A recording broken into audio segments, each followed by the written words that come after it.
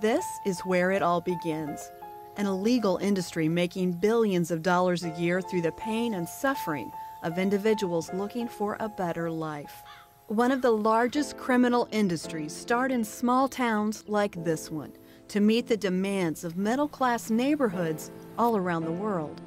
It's modern-day slavery. Sex traffickers abuse, rape, and break the will of their victims to reduce them into believing they're nothing.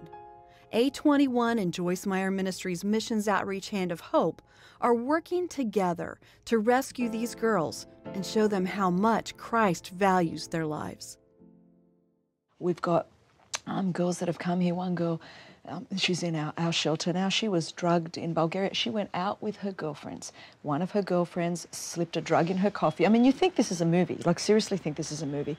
She drugged her coffee. When she woke up, 18 hours later, she was in a home of a very wealthy person in one of the villages here in Greece, chained, literally chained to a bed. And for the next 3 weeks, it was the most horrific, one man after the other, you know, 25 men a day, non-stop. And that's how her story, and then with all of that, she had hidden, they had taken her phone, they had taken everything. During one of the breaks where they allowed her to go to the bathroom, she had one other phone where she was able to call her mother.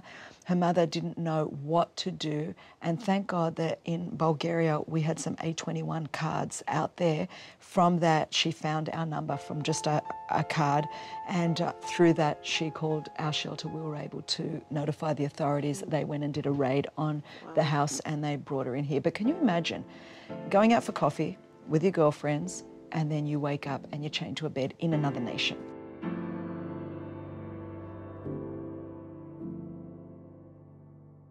What they try to do is keep them going for 2 years, and that's in their language how a return on investment is the greatest for them. Then hopefully they'll get her pregnant if she's medically okay to do that.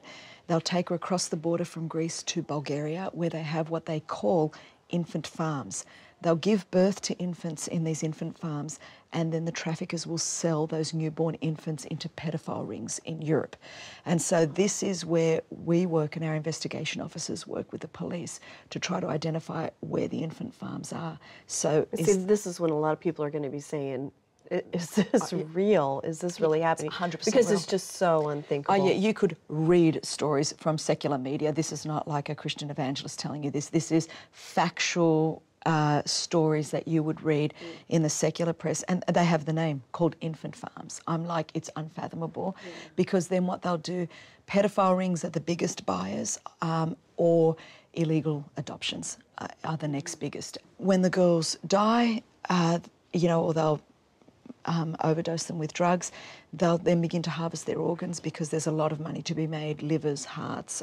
It's I mean, ridiculous. I can't even believe I'm talking to you like this, but this is what it is like. And the other thing that they'll do is when babies are born, they'll amputate their limbs, because then they're worth more to begin to beg in the city streets. And so that's why they do that. So either the babies from the infant farms or parents will sell their children to have their limbs amputated, so they'll be worth more to the trafficking rings that are the begging rings or the forced labour rings. And we have had those people in our shelter. So when you're able to pull a girl out of this horrible cycle, you're saving so much more than that one girl. Oh, absolutely. When you start meeting them, they're just normal girls with dreams. Their dreams were destroyed, and now they're like young girls that go, oh, I want to be a hairdresser. I'd love to be a mum one day, you know. And so what you have to do then is begin to help them realise that dream. Well, then they need to go through very extensive aftercare. And I think you can't even put a price on what that's worth, to be in a loving, Bible-based, faith-based environment that's filled with the love of God, that's filled with the grace of God. You literally see countenances changed. And I think for me, that's where I understand the power of the gospel to really change lives. I mean, I've experienced in my own life coming from a background of abuse and knowing what Jesus has done for me. But then you wonder, could it really work for lives like this, girls that have been taken through incredible trauma, where you think, is there any redemption? Well, I have personally seen what it is. And so from day one, stage one, Joyce Meyer Ministry Partners were involved, and Hand of Hope was right there alongside. We wouldn't be here if it wasn't. That was our first seed funding, and then every single month, faithfully, Hand of Hope continues to massively support the work of A21. And so, you know what? The truth is, the traffickers that are in jail, the girls that have come through the shelter and the transition home and are now reintegrated back into society.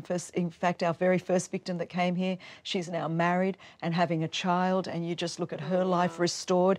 Every Hand of Hope partner, every Joyce Meyer Ministry partner that has contributed has actually seen that is their fruit. That's part of their fruit. And not any one of us can take on this issue, but all of us together playing our part will make a difference and are making a difference.